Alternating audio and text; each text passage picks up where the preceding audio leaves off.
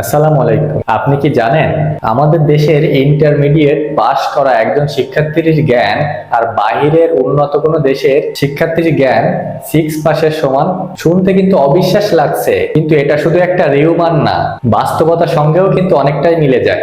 আজ আমরা জানবো কেন এমন হচ্ছে এবং এর আসল কারণ কি, আর এর সমাধান বা কি হতে পারে। চলুন শুরু করা যাক। দেখুন, বাংলাদেশের ক্লাসরুমগুলোতে ছাত্ররা বই মুখস্থ করছে। আমাদের শিক্ষা ব্যবস্থা সব থেকে বড় বৈশিষ্ট্য হচ্ছে মুখস্থ বিদ্যার শিক্ষা। আমরা ছোটবেলা থেকে শিখে থাকি যে শিক্ষক আমাদের সামনে কি বলছে এবং সেটা আমরা নোট খাতায় লিখে রাখি এবং পরীক্ষার সময় সেটা হুবহু শিক্ষককে সেটাই লিখে দেই।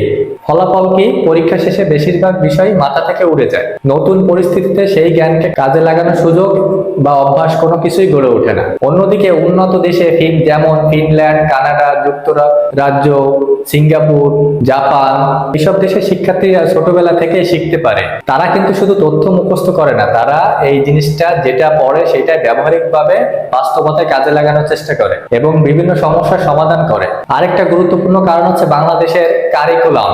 বাংলাদেশের সিলেবাসটা অনেক পুরনো ধাঁচের। আধুনিক প্রযুক্তি, প্রজেক্টর বা রিসার্চ ব্যবস্থা খুবই কম।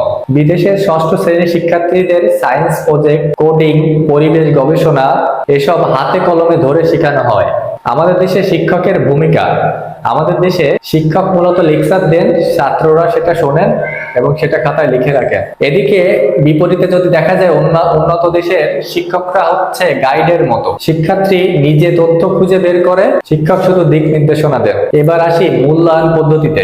আমাদের দেশে 90%-এরও বেশি মূল্যায়ন হয় লিখিত নাম্বারের উপর ও মুখস্থ বিদ্যার উপর, কিন্তু উন্নত দেশে পরীক্ষা হয় বাস্তব কাজ, প্রেজেন্টেশন, গ্রুপ প্রজেক্ট, ডিবেট, এমনকি কমিউনিটি সার্ভিস দিয়ে। আরেকটা গুরুত্বপূর্ণ জিনিস হচ্ছে ভাষাগত বাধা। আমরা ইন্টার পর্যন্ত পড়েও প্রফেশনাল ইংরেজি বা টেকনিক্যাল ইংরেজি ঠিক মতো ব্যবহার করতে পারি না। পক্ষান্তরে বিদেশে ছোটবেলা থেকেই একাধিক ভাষা এবং ইংরেজিতে কথা বলা ও ভাষা কমিউনিকেশন স্কিল আয়ত্তে আনা হয়। এবং আরেকটা পয়েন্ট হচ্ছে জীবন দক্ষতা। বিদেশি শিক্ষার্থীরা ষষ্ঠ শ্রেণী থেকেই নিজেরা ছোট ছোট ব্যবসা গড়ে তোলার উদ্যোগ নেন। পরে এটা থেকে তারা ফাইন্যান্স ম্যানেজমেন্ট ব্যবহারিকভাবে শিখে ফেলে, কিন্তু আমাদের সিলেবাসে এসবের কোনো উপস্থিতি দেখা যায় না। বিদেশে যারা ক্লাস 6-এ পড়ে এরা ছোট ছোট science experiment, programming, coding, community project এগুলো করে ফেলে। আর আমাদের দেশে ইন্টারমিডিয়েট পাশ করেও এসবের নাম অনেকেই জানে না। এসবের নাম অনেকে জানলেও এটা কাজে লাগাবে কিভাবে সেটা তারা কোথাও কাজে লাগাইতেই পারে না, সেই সুযোগটাই নেই। আমাদের দেশে ডিগ্রি বড় কিন্তু দক্ষতা খুবই ছোট, আর ওদিকে ডিগ্রি ছোট কিন্তু দক্ষতা অনেক বড়। আমাদের এখান থেকে পরিবর্তন সম্ভব যদি কিছু বাস্তব পদক্ষেপ নেওয়া যায়।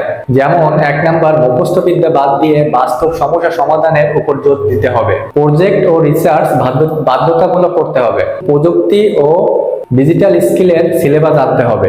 ইংরেজি ও কমিউনিকেশন স্কিলে উন্নতি করতে হবে এবং শিক্ষা প্রযুক্তিতে আরো আধুনিকায়ন করতে হবে। তাই তো পরিশেষে বলা যায়, শিক্ষা মানে শুধু সার্টিফিকেট পাওয়াই নয়, বরং এমন দক্ষতা অর্জন করা যা জীবনভর কাজে লাগবে।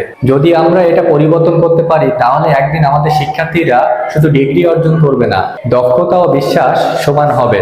আপনি কি মনে করেন শিক্ষা ব্যবস্থায় পরিবর্তনটা খুবই জরুরি?